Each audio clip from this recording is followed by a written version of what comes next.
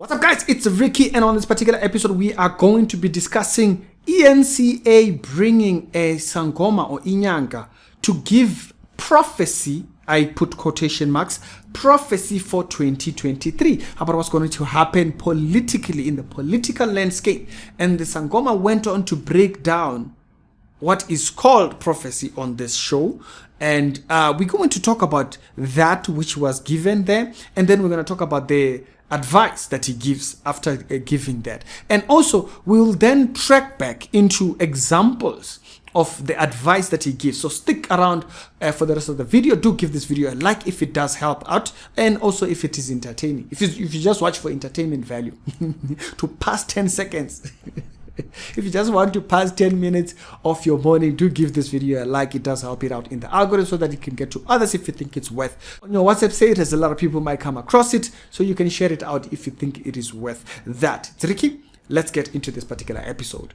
Brand new year, a lot to look forward to as well. But at this point, you would normally expect me to bring in a political analyst. What is the political year going to look like? And we're going to ask questions like the state of South Africa in the next 12 months. It's always a good, fun question to ask, but we're going to have a different way of looking at it here on the show. We're going to take out a spiritual magnifying glass and take a look at what our country could very well look like over the next year. My guest, a man of many hats, advocate of African heritage, from prophecy all the way to traditional healing. On the far right of my desk here in ST1 in Hyde Park, Dr. Mkhulu Kechler joining us to talk about the prophecies and the year ahead. Also joining the good doctor is the translator. Would that be the correct way of saying it? That's fine for Would that be politically, what do we look like? The one me to prophesy. Yes. Okay.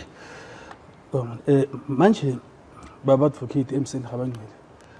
Uthuma ingcwele lakimi masabathe esithi siyahamba siyalandzela siyakhuleka sabuta ukuthi kanti kuta kwentakala ini ethi lengelosi lakimi phela wathi namanje emseni habangcwele kodwa kube ngathi ngebe ngihamba hambe le South Africa ngikhalela nyempedi ngcwele thathiswa namanje uthi lo mlimi wesulu lakimi phela uyabona namanje kodwa kube ngathi ngebe kuyakhonakala bebela kahle kodwa bahamba hambe emseni habangcwele kodwa mabathu tshintsha letinto tabo esimeni sokuphila kodwa kube ngathi ngebe bahamba hambe bathatha abafati abaningi babafake phakathi esimeni sokuphila sabangcwele ngathi mina musekanti.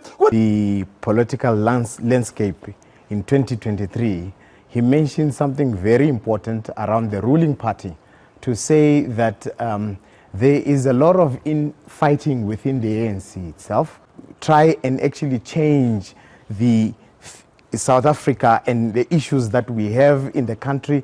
He must actually maybe try and elect a few women who are leaders. We must actually be a country that actually promote women leadership. The prophet mentioned two words that stood out for me, and I appreciate the translation, Humphrey. I heard the word corruption, and I'm sure I heard the word ESCOM as well. Can you just touch on that for me briefly, what was said? Okay, as far as corruption is concerned, I think he actually mentioned it when he dealt with the issue around the upcoming cabinet reshuffle. If ever it's going to happen, he said the president maybe could possibly consider putting women in the forefront. Okay. Now let's get back to what he says. So the prophet here goes into his Inyanga or Sangoma. He starts talking about women in leadership, particularly about what's going to happen ahead, corruption, but then also in corruption, women in leadership is the answer.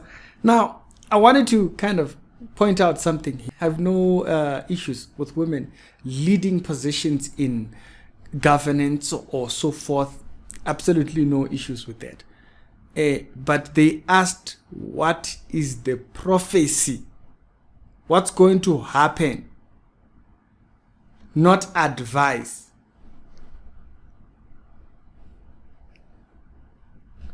Yeah, I had to really pause there because I'm lost for words. I'm lost for words because slowly it's becoming that anything that someone says, like if so-and-so says something, it's regarded as prophecy. That, in my view, is not prophecy. It's not prophecy because it's not foretelling of what's going to happen. He is giving advice on how leadership should deal with what's coming. And his answer, we'll get to his answer in a second, which is women leadership. We'll talk about that just in a second. But first of all, we need to acknowledge what is he saying before we can talk about the advice. Okay? Because that was not the point. The point was, what's prophecy for 20? Even if you look at the heading over there that they put, it was talking about prophecy. So let's talk about what's prophecy before we talk about the advice. Prophecy is foretelling. It means that you're getting information from outside. So it can be a false prophet getting his prophecies from the devil or from wherever. You're right. It could be a false prophet. It still would be regarded as prophecy.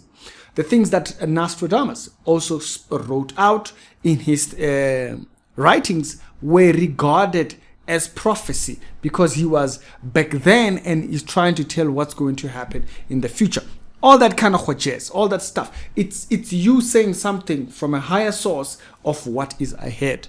First, the gift, then we can talk about the message of the gift. Now, what's the message of the gift? The message of the gift that was given on ENCA, proudly brought to you. Okay. A message that is given is put women in the position. Now, corruption happens in spite of gender. So if corruption is the issue, saying that a woman will fix it doesn't answer that women are humans. They are human. And so they can get into the position and do the same thing, right? We've seen the same thing happening within the Ilanda system, and they start doing what the system has been doing all along. They get into the shenanigans the same way. Batabile, in court, for what? The same thing. All kinds of shenanigans that went on around her time being there. Corruption doesn't change because of gender. So the advice, good leadership can be woman or female, or a male. It can be either. This gives a very important subject. If you look at, like right now, what's been happening in Hollywood, for example, of women not being corruptible, or these ideas that have been coming out from Hollywood, kind of fully explain this idea of the advice that is being given here. I want to use a movie in order to illustrate it. Remember, there was a movie called Charlie's Angel. It's a very old one. We used to love it back then. And in 2019, this movie had about 4 character women, and this particular women that were shown here, they muddied up all these characters so much to a point where at the end of the day, there was nothing that sets the characters apart. And the movie failed drastically. It had some of the worst ratings. The reason being, at the end of the day, you had nothing that showed these women's weaknesses in order for people to relate to the characters. So even when they spoke about the strengths of each one, they never gave anything that kind of separated them. Now, I would put a movie breakdown of what I'm talking about right now in the description below. You can watch what I'm talking about. There is one particular critic who actually breaks it down. Let's see what exactly this movie did with its gender agenda that made that agenda grow into an unhealthy, harmful weakness, and very clear from the very beginning.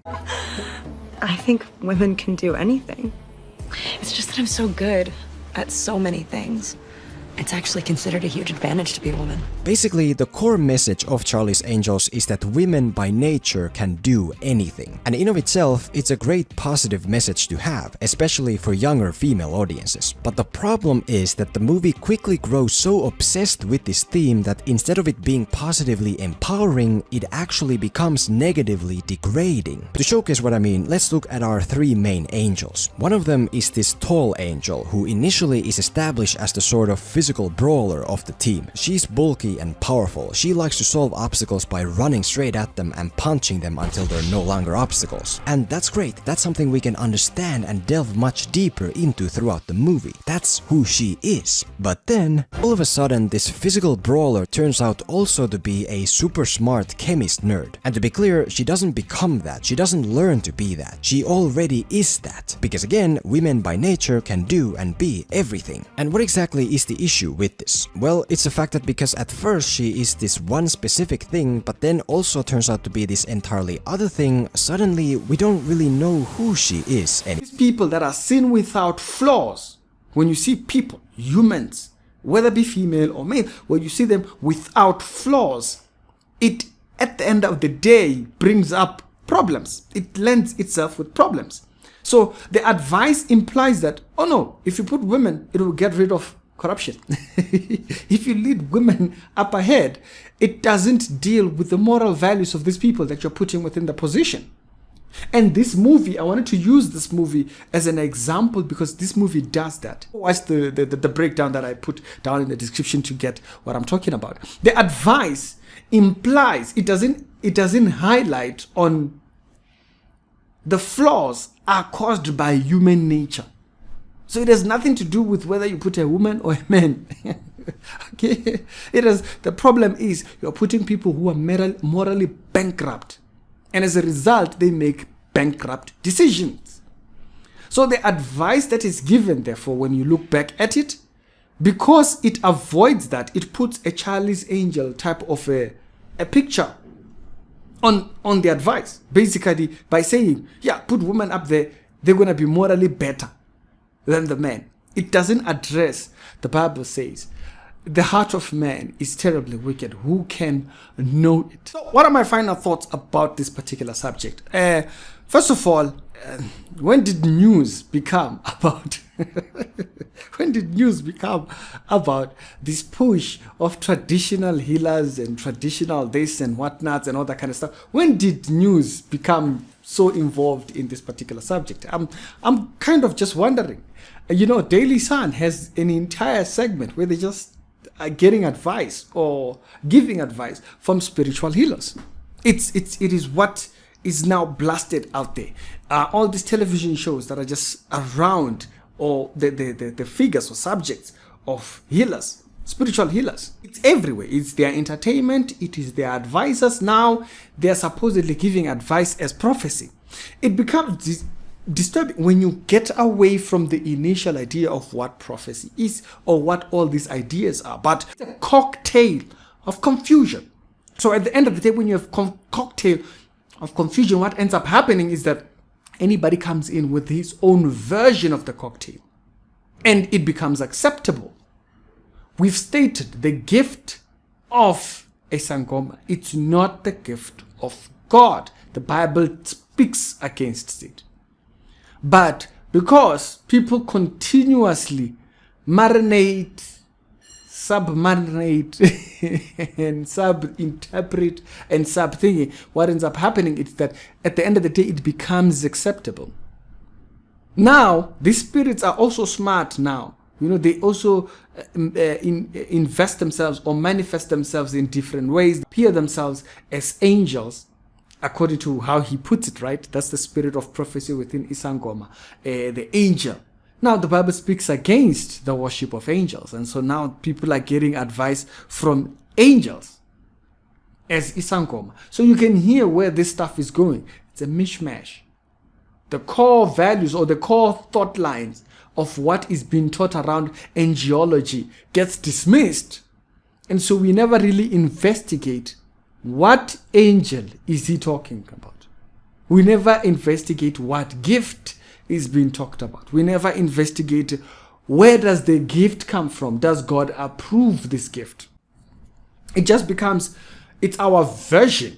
Now, bear in mind, you can have your version. Our country is all for individual belief and support of individual belief. But at the end of the day, your version of belief is at the end of the day just that. It's your version of belief.